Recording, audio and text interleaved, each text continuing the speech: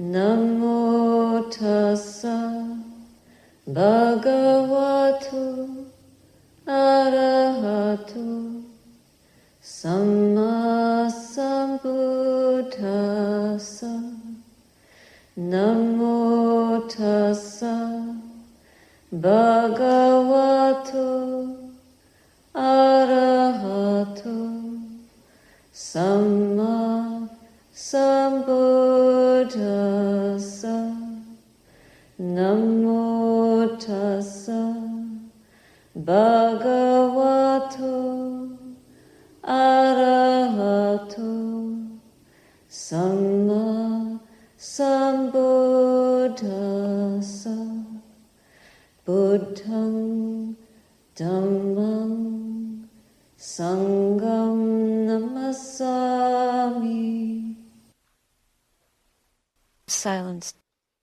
A precious gift to all of us, to the world.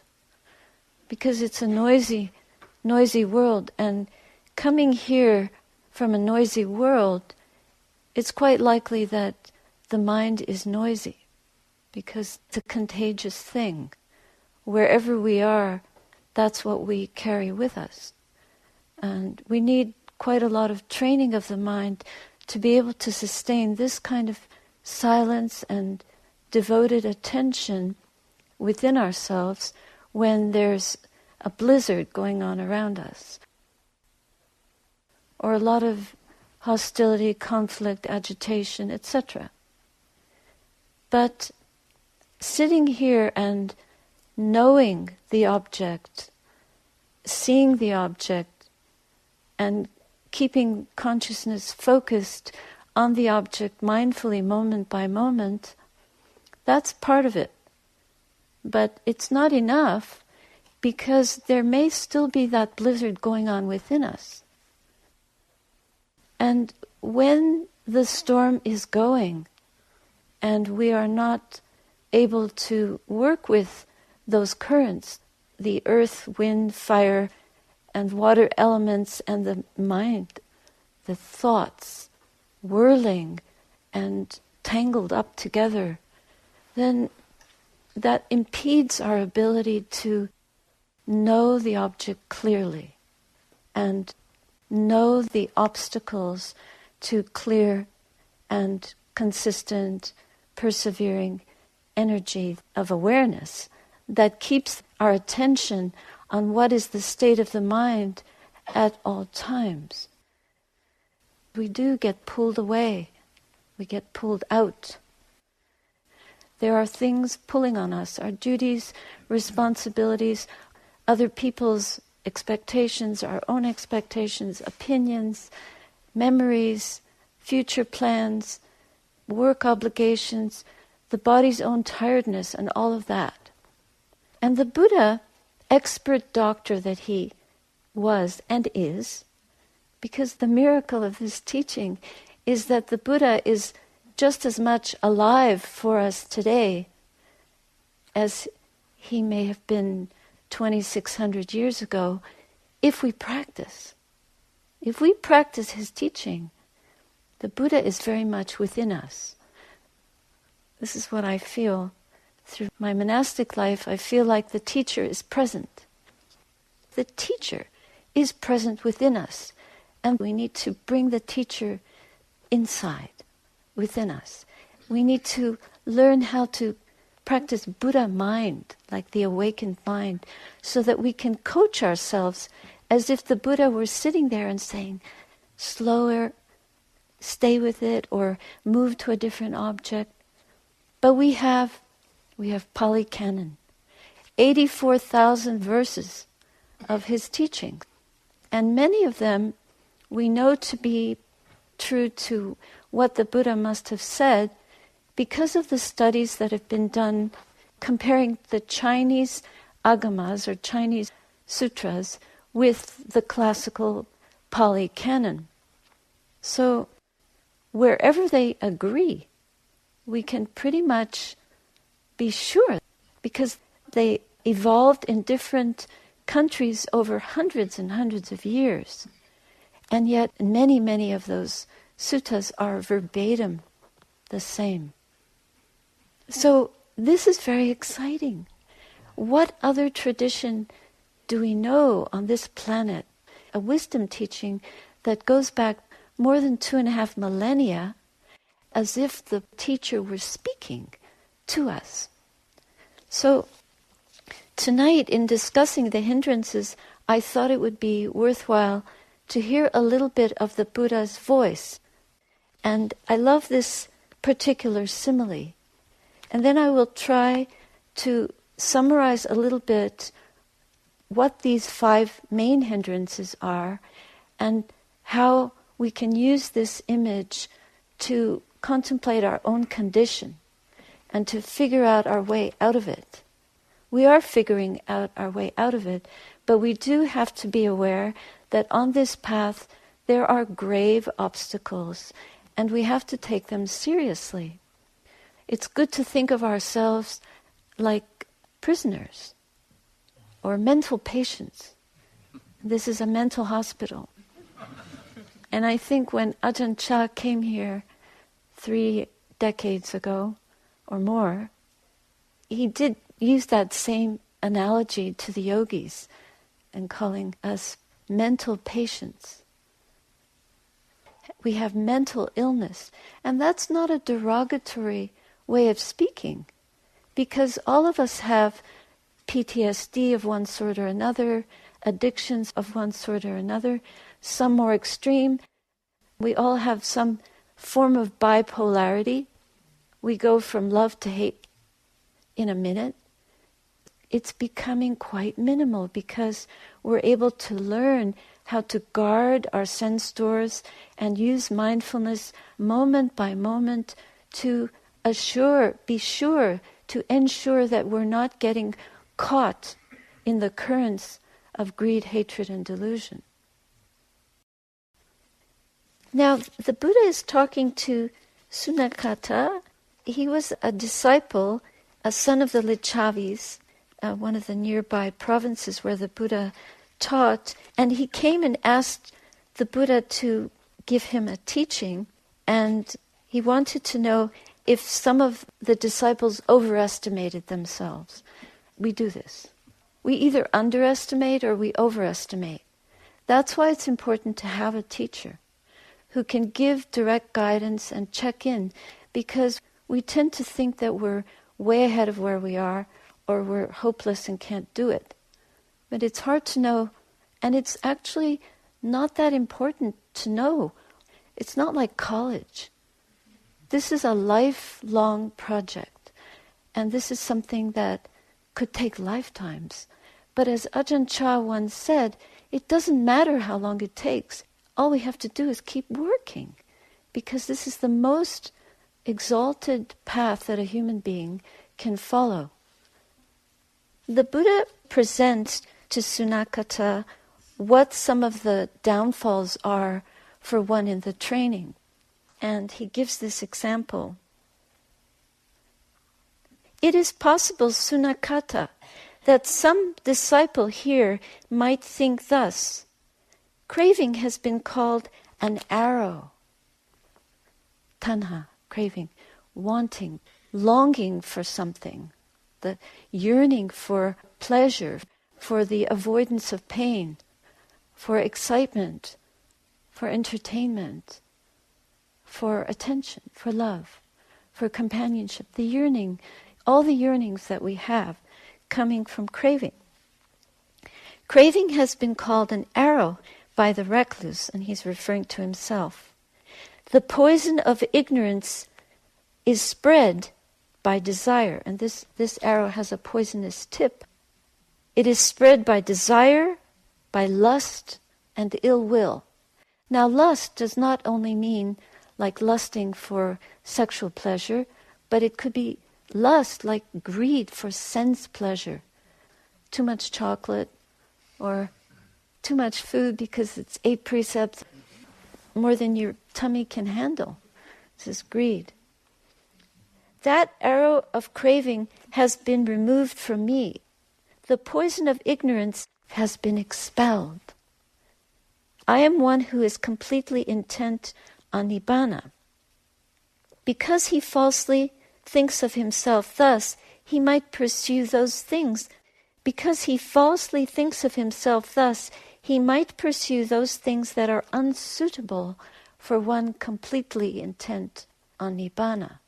And we do this. We get caught in thinking about people that we don't like and getting upset again about something that happened years ago and living and chewing on that instead of being present, being mindful, being free of the past, free of the future, and able to stay present enough to know the mind clearly and the weather of the mind, to clear the weather of the mind so that we can develop a stable, steadfast, unified mental state. He might pursue the sight of unsuitable forms with the eye. He or she, or that disciple, might pursue the sight of unsuitable forms with the eye, unsuitable sounds with the ear, unsuitable odors with the nose, unsuitable flavors with the tongue, unsuitable tangible objects with the body, or unsuitable mind objects with the mind. And when that disciple pursues the sight of unsuitable forms with the eye, unsuitable sounds with the ear, etc., then lust would invade that person's mind. And with this mind invaded by lust, they would incur death or deadly suffering. Of course, that's the extreme. Here's the beautiful simile. Suppose that a man or a woman, a person, were wounded by an arrow thickly smeared with poison, and that person's friends and companions, kinsmen and relatives brought a surgeon. And the surgeon would cut around the opening of the wound with a knife and would probe around the arrow with a probe and would pull out the arrow and expel the poison. And then that surgeon would say, "Good fellow or good friend, the arrow has been pulled out of you. The poison has been expelled with a trace left." Doesn't sound too good. But it is incapable of harming you. That sounds like a best scenario with a doctor nowadays. No, it's not going to hurt you, don't worry. So from time to time, wash the wound and anoint its opening so that pus and blood do not cover the opening of the wound. And we've all experienced this. If you fall down and cut your skin, if you don't tend to it, it'll get infected and pretty soon you could have sepsis, a serious infection. Don't walk around in the wind and the sun, or dust and dirt may infect the opening of the wound. Take care of the wound. Take care and see to it that the wound heals. And then that person would think, the arrow is out, the poison is expelled with no trace left behind. This is the exaggerated bit, where you overestimate that you're safe. You don't have to take care of this. You completely disregard the instructions of the doctor, and you subject yourself to things that will infect the wound. And what do you think the Buddha is referring to? What is this wound? What kind of wounds do we have? Actually, the wound stands for our 6 senses, our 6 sense bases. The eyes, the ears, the nose, the tongue, body sense gratification, and the mind, thoughts coming in. These are the sense media. A media means a way that things can arrive, can enter into our being. So we get infected by sights, by sounds, by smells, by tastes, by touch sensations, and by thoughts. And then craving feeds. We crave those things and we want more or we want less. We don't want it, we reject it, or we want more of it, or we want something else. And the wanting is endless. Then we have fallen away from our inclination towards freeing the mind, and we're caught again in the world. So, the Buddha says, Sunakata, it is possible that some bhikkhu here might think craving has been called an arrow, and the poison of ignorance is spread about by desire, lust, and ill will. But that arrow of craving has been removed from me, so I'm safe.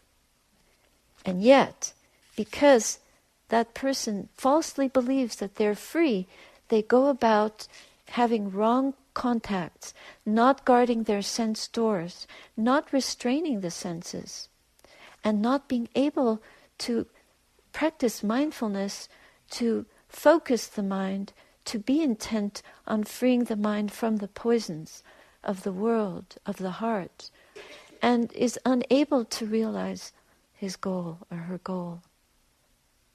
With a mind invaded by lust, they would incur death or deadly suffering. Of course, that's the worst case scenario. But what does the Buddha mean here by death? He's not talking about death of the body, but he's talking about spiritual death.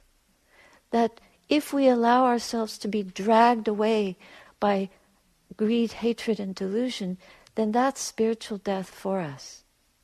Therefore, for us to practice intently and precisely, be able to keep the mind stilled, calm, present, attentive, wisely seeing the object, clearly knowing, and unifying the mind on that object, gaining steadfastness, gaining the energy for enlightenment.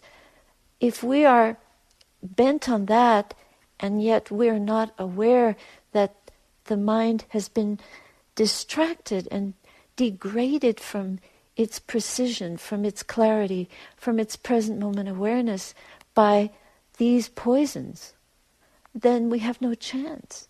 That would be spiritual death for us. Therefore, the Buddha emphasizes restraint of the sense doors as one of the guardian ways to protect our practice.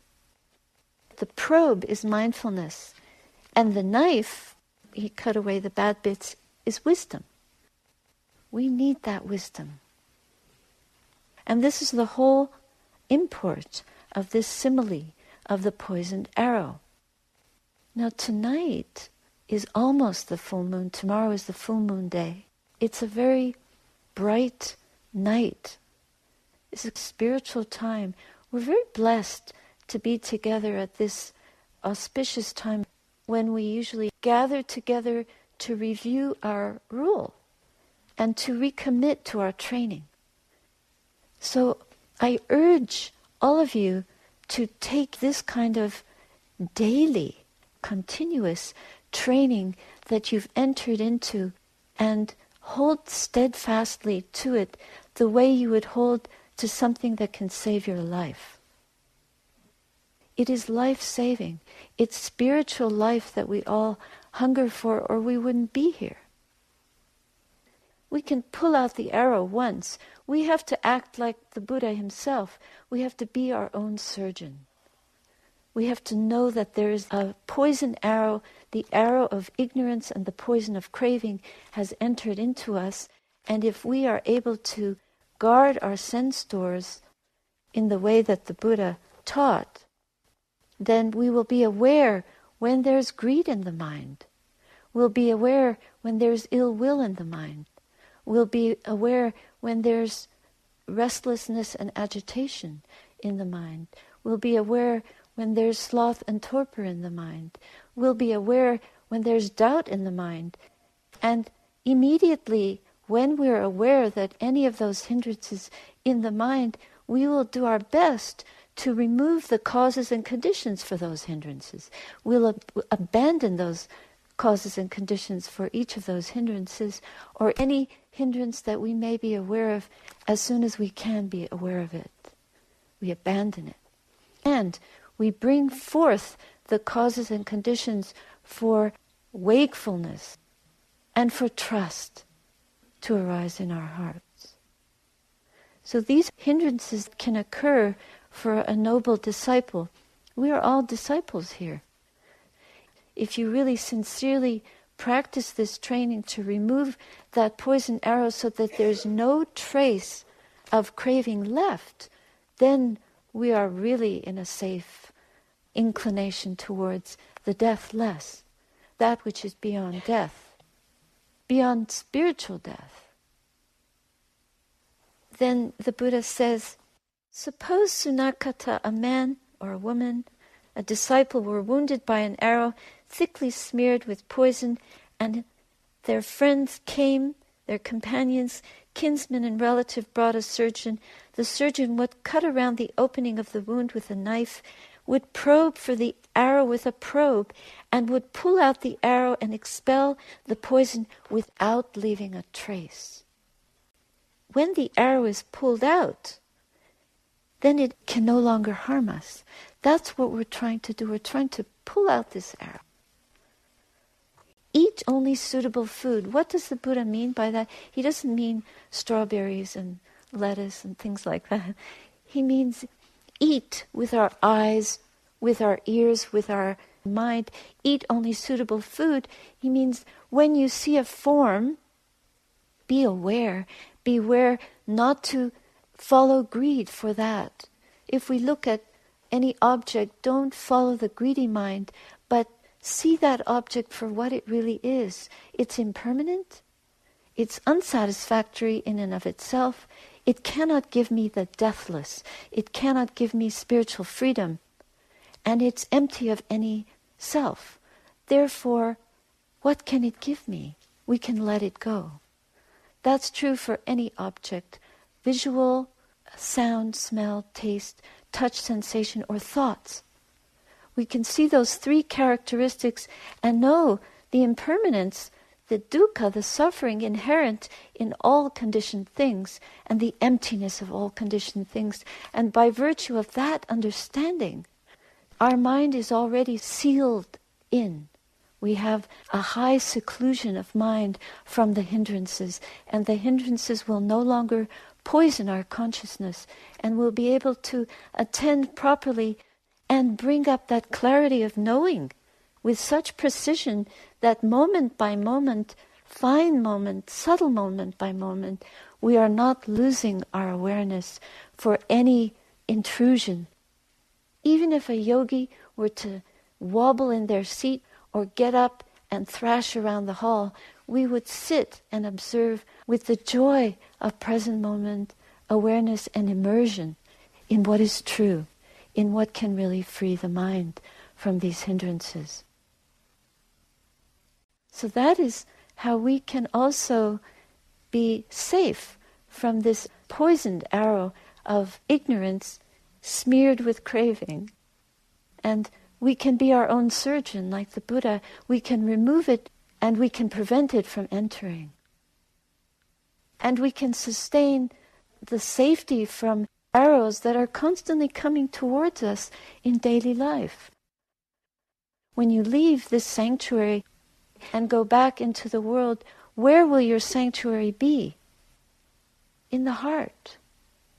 Through this practice, we will develop a sanctuary within us, through mindfulness and clear comprehension, through contentment with what is good and wholesome, not putting energy into that which is harmful to ourselves or others, with good companionship, with moderation, with guarding our sense doors moment by moment, with investigation of dhammas, investigating forms, investigating feelings, investigating the condition of the mind at all times, so that when the mind is beset by fear, by anger, by worry, by restlessness, by resentments, by grudge, by the burden of past memories, by traumas, by lack of trust, we will be able to bring ourselves back to the present moment, strengthen our mental